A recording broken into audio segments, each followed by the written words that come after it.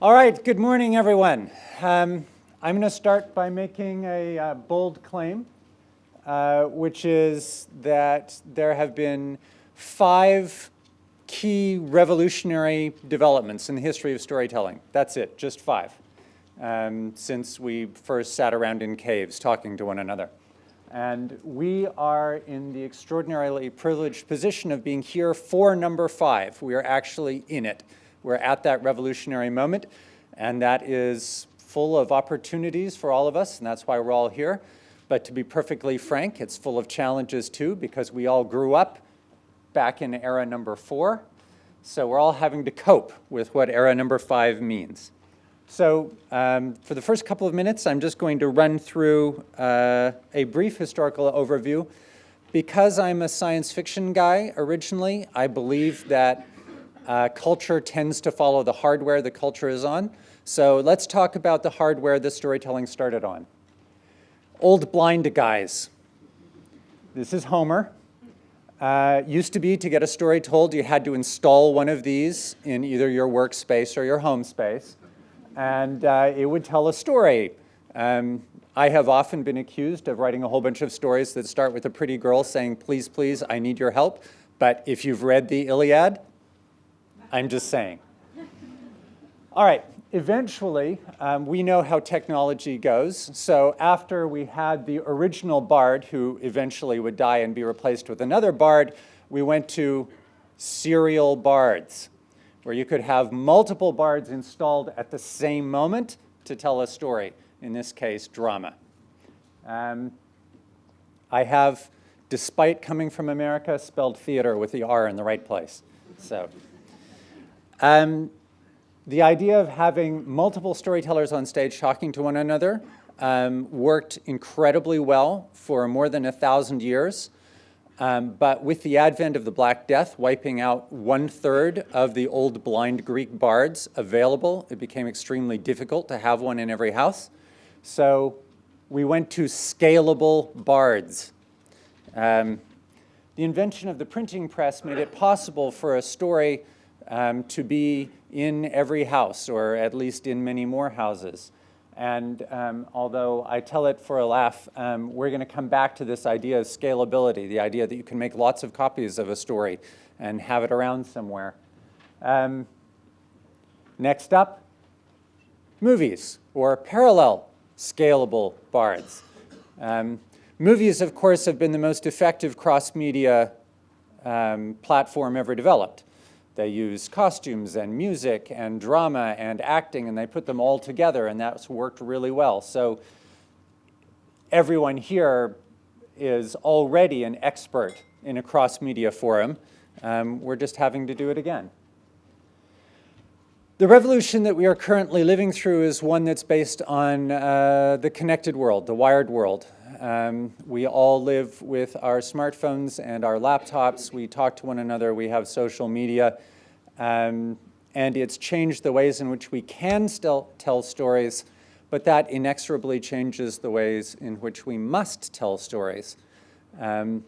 We now, in some senses, are at the age of the most powerful, democratic, perhaps sophisticated storytelling engine ever known to man. Okay, so there's still some problems, right? It's really true that we are now writing for, the technology has enabled kinds of storytelling that we could never do before, but they bring with them problems. We can crowdsource our bards now. We can involve our audiences in the collaboration. As someone who grew up in the Ancien Regime, this is my problem. What's an example? It is a truth universally acknowledged that a single man in possession of a large fortune must be in want of a Leroy Jenkins. For those of you who don't know World of Warcraft very well, Leroy Jenkins stands in as that guy who's just going to do what the hell he wants to do, whatever you had planned. He is the guy who's just going to show up and really wants to have his voice heard, which is great in theory, But let's face it, none of us grew up Democrats when it came to storytelling. We grew up in an age of tyranny, and honestly, I like it that way. We just can't quite do it anymore. So, what the hell?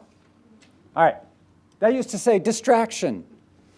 And it said that 77% of all people watching TV are doing it in the United States, according to Google, with at least one connected device open and active.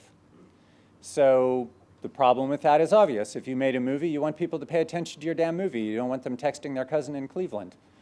The reality is they're going to text their cousin in Cleveland, and you have to be okay with that. The modest proposal of cross-media in general, of the people who are working in this space, and at some level of, I think, most of you here, is, all right, if they're going to have these damn things open, let's co-opt them. There's a Trojan horse metaphor that I'm not going to go, but works back to the Homer thing. All these screens are open. Let's make all of them the basis on which we tell our stories, because they're there and they are not going away. The moment at which the lights go down in a theater and it says, please turn on your cell phone, may still be a couple of years off, but it's already happening in the living room of your audience. The difficulty with these devices is that they're not like TVs and books. They have buttons on them, and the buttons have words on them like answer and talk and shift and terribly control. The sad truth is, as long as we start making entertainment for this hardware wants the audience to participate. In principle, we're in favor of that. In practice, it causes some difficulties, but this is the reality. We have to find a way to learn how to operate with those buttons. So, those buttons imply agency. Video games, of course, are now a $50 billion industry based on giving people agency. Not broken, right? Video games, incredibly successful and a really good answer to this problem. They do have some difficulties. The easiest one to talk about is fail state. In a video game, when you give agency to a player, you have to have a plan for what to do when the player fails. Video games do a lot of things that are hard in stories, like you die and respawn. You have save points. All this is an architecture for moving through a narrative in which you are given so much liberty that you can screw it up. This is not broken, but it's not storytelling in the usual sense that those of us who grew up with novels and movies mean it. It's odd, right? So, did you see Apocalypse Now? Actually, I'm only to the third save point, and I'm waiting to respawn to get to the end of the movie. It's weird, right? Like, I love the smell of napalm in the morning. It smells like Leroy Jenkins. Odd. So, the ways that people have attempted to deal with the fact that audiences are now going to be involved in that collaboration can be broken down into sort of kingdom, phylum, species. The biggest single branch is audiences influencing events within a narrative and outside of a narrative. This is a standard one, right? Every single person here has either heard or made some variant of this pitch. You'll do the thing, and the audience will get to vote on the end. Every time we were in Hollywood pitching for years and years and years and years, and we got this suggestion over and over and over again from producers and development things. And we would usually say, that's really exciting. Like, that's been incredibly successful in Idol. I like that idea, but I wonder, would Macbeth really be better if you got to vote on the end? And there's usually a long silence, and then the development person says, all right, no, I see that, and then the conversation can start developing from there. Branching narrative, another traditional thing. This is sort of one of the best modern exponents. It's a video game called Heavy Rain. The idea with branching narrative is you give multiple paths to the audience, and then they can choose and they sort of find their own path through the story. They did a lot of this in games in the 80s and early 90s, and they don't do it very often anymore. Heavy Rain's an exception. There's sort of a very simple arithmetical reason for that, which is that every branch point, you are now making 2x content for half x audience. So you don't have to do that very many times. Like if you had a story that branched only twice, you're making 4 times the content, every piece of which has to be held to a quality bar, and each piece of which will be seen by 25% of your audience. You can do it. This is a really interesting game or experiment, but as kind of a long-term mathematical slope to work against, you're really fighting gravity hard to go down that route. Okay, another thing that we get pitch we hear all the time is about choose your own adventure. It's another variant sort of in a branching narrative, which is you control, you know what? You know what it is. So let's skip forward. Perform this thought experiment. Think of all the books you have at home. What percentage of them are choose your own adventure novels? Right. So as good as the pitch sounds, you already have disproven the fundamental idea of this pitch. There's actually a reason for that, though it's hard to get your head around. But look, I enjoyed doing these when I was a kid, and that's what some of you were thinking. You were saying, I really liked that when I was a kid, but I haven't looked at one in a long time.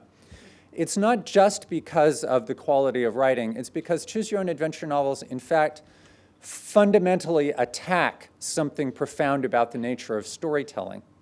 We talk about suspension of disbelief, and that is the bargain that we make.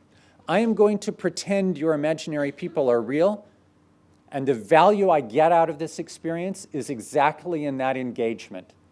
For right now, Madame Bovary is real. Falstaff is real, and it matters what happens to them.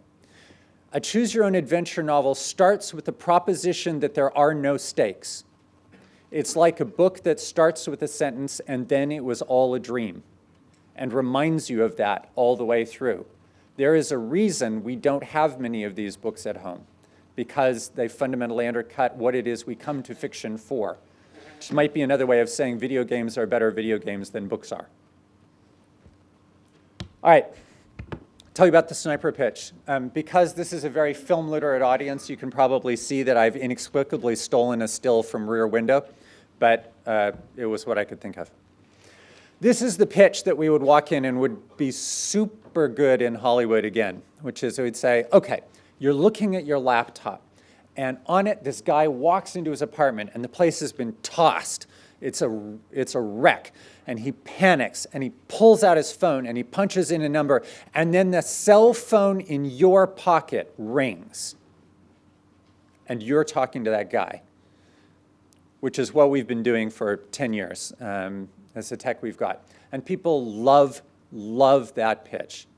And then I would go on and say something like, okay, now imagine on your laptop the screen splits and you see a guy setting up a tripod and he's got a sniper rifle, and oh my God, through the reticle you can see that man and you realize he's about to be murdered, and it is, you shout, duck, and you are going to save a human life, you on your phone, because we can use IVR to do that. People love that pitch. I give it to you free if you need to get a meeting in Hollywood and sound like you're doing something cutting edge. I promise you that will work. Okay, how many people in the audience have ever done something with the real audience, with players? Handful, right? Okay, so what do real audience members on the other end of that phone actually say? Okay, 4 out of the 10 say nothing. They say, 1 to 2 out of the 10 say penis. Am I right? 2 out of the 10 say duck and feel awesome. The other 3 say what? Stand right there. Because they totally want to see this guy get his head blown off. Because that confirms that they're not just doing what you want them to do. Because they're bastards. And they really don't want to do what you want them to do. So, Despite the fact that it's an incredibly good pitch and made money and stuff, it's actually wrong because that's not how audiences behave, tragically. So a modest proposal. If you can't let the little bastards into your story, but they have to have some participation, maybe let's talk about going to the other side of the curtain and all the ways that we can allow audiences to engage and participate on their side of the story as audience.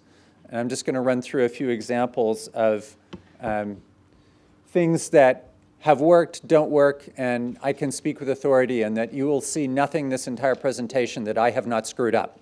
So, fail tested. All right, assembling the narrative. Myst is a great example of this, the old video game. Assembling the narrative is a really, really useful construct as long as you have an audience who's willing to put in a little bit of effort, and you can tighter how much effort you require them to do. But it means that you get to control a narrative, and you can put every comment in place. You can have the sound design exactly like you want it, but the audience has tremendous agency because they run around and gather the pieces and then collect them. So you both get something. They get to participate, and if you're clever, you'll set it up so they get to solve the act of assembling any way they want or with a lot of degrees of freedom. And yet you get your story piece controlled with the degree of precision that we as storytellers like to have. A more modern update of this idea, how many people here are familiar with the Inception App? Yeah? Good. For those who don't know, it's assembled the narrative. The narrative in this case is mostly a beautiful score for the film.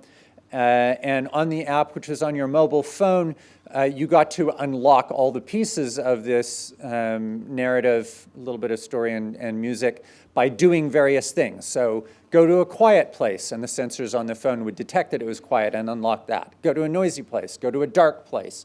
Move so fast. Make a certain gesture. The phone comes with all these sensors, so it understands what the player is doing, and they get to be very active in unlocking that content, okay? It's a clever solve.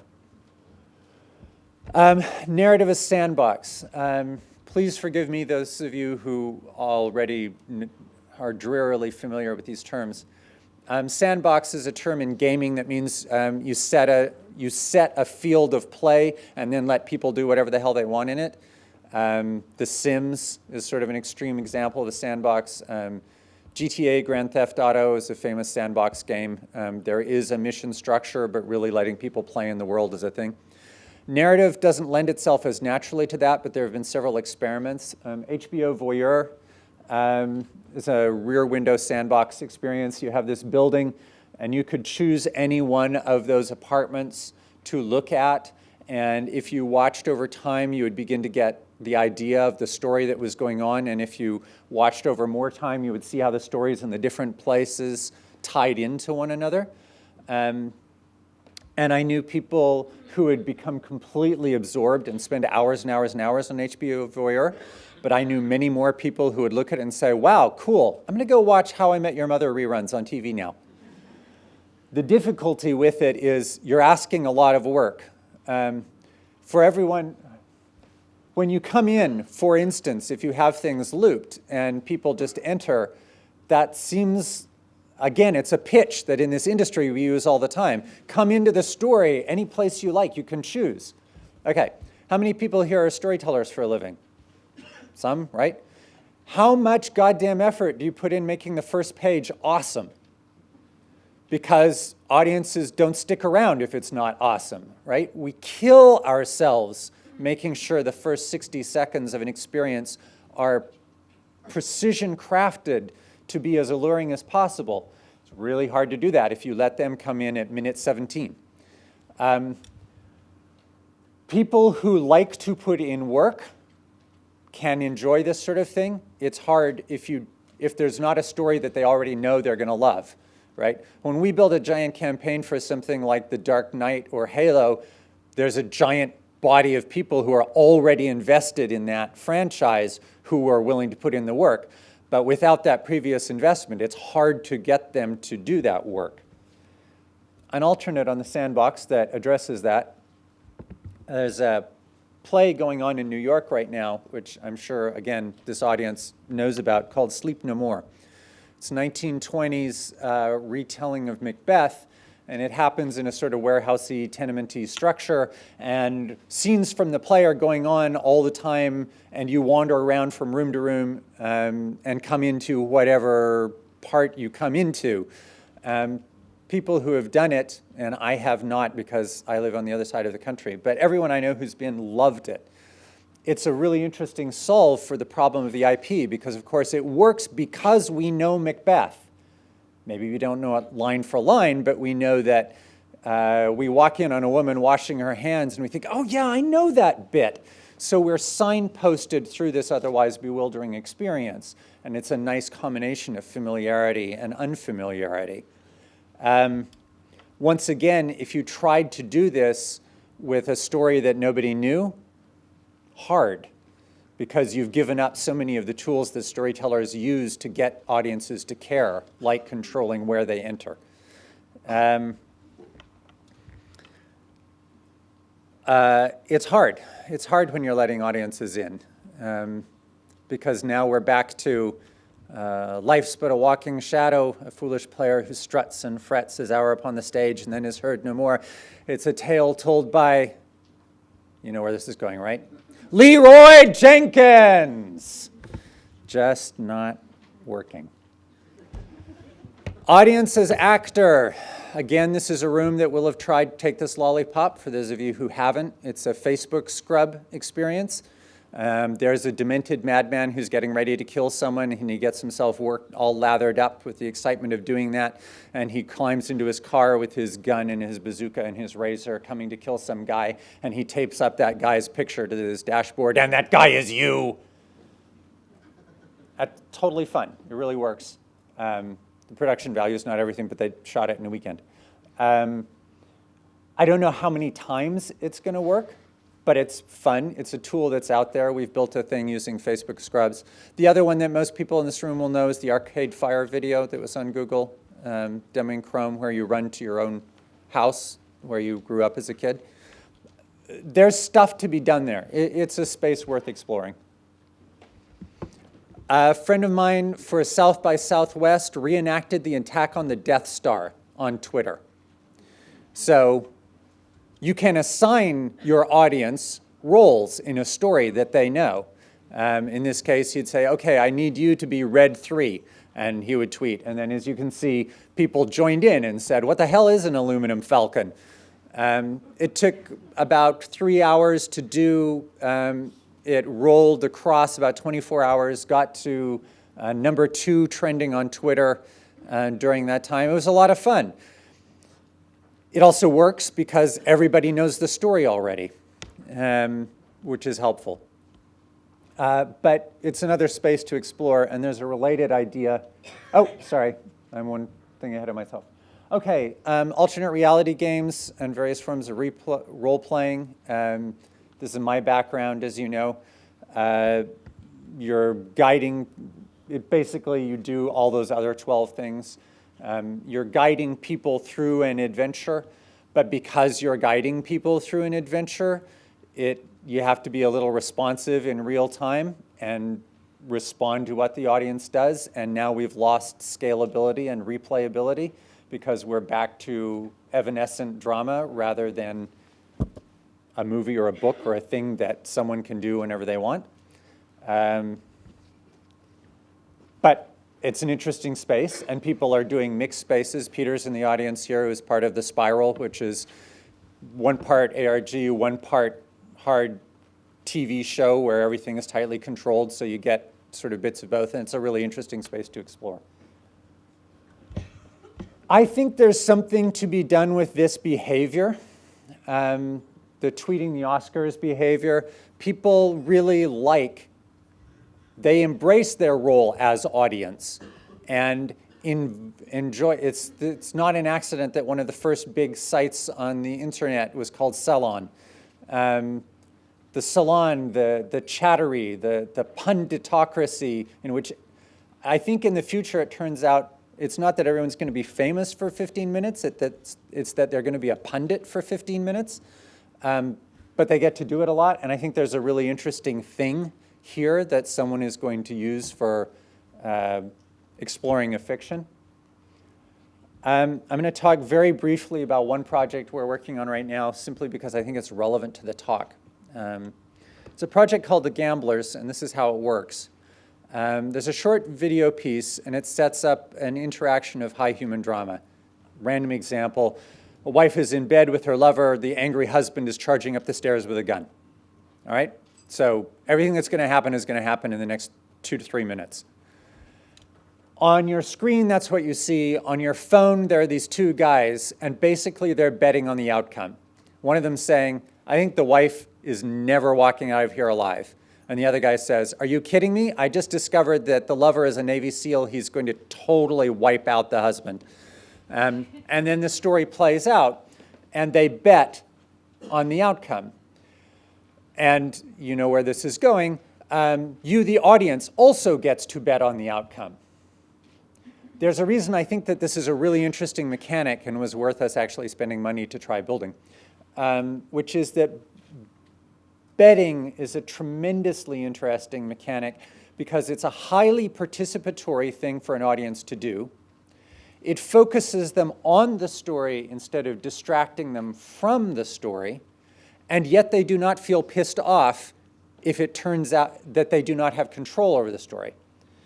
If I bet £5 on Tottenham over West Ham on the weekend, I may be angry that I lost my money, but I do not feel that a promise was broken in that I didn't control the outcome of the game.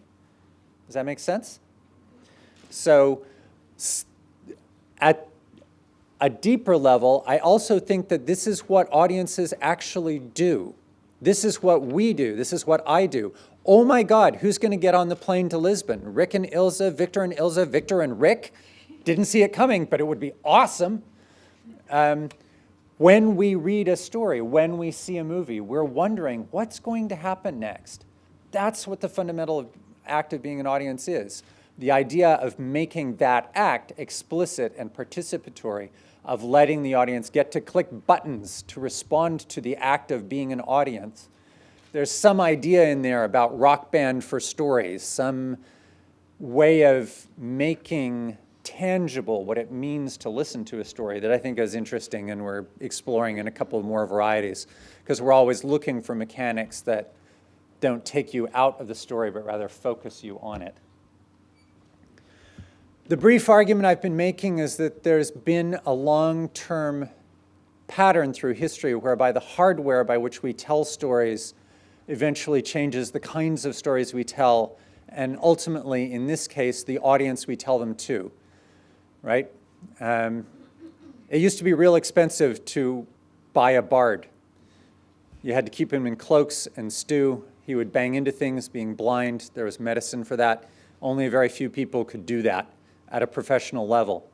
Books, much lower maintenance. The means of production changed who got to be the audience as well as the kind of narrative you could tell them. We're now in an age in which we have this stuff, and it's awesome stuff, and it's been the honor and privilege of my career to have fluked into being part of this near the very beginning. But there are these buttons. There are these ways that we need to let people in, and I don't want to be the guy who says nothing except it's blue sky and democracy from here on out, because it's a real challenge. If you're used to being a tyrant, I am advocating let's just go to constitutional monarchy. I am not yet willing to give up some of my control as a storyteller. But believe me, the barbarians are at the gates. This is a page from fanfic.net. It lists a whole bunch of stories and how many stories have been written in different worlds. See that top number? On one site, there have been 613,707 stories, some of which are novel length, set in the Harry Potter universe. That was as of last Friday. To put that in context, that's more stories than there are words in the first 5 books. J.K. Rowling is important to the world of Harry Potter. She is in no way the queen of it in the way she would have been 100 years ago. She has not written half the words that have been read in that story. She has not written a fraction of a percent of the words that have been written in that story. It's just a new world. They're coming. They can't quite be stamped out. So we have to think of a way to live with it. And that's it for me, I think.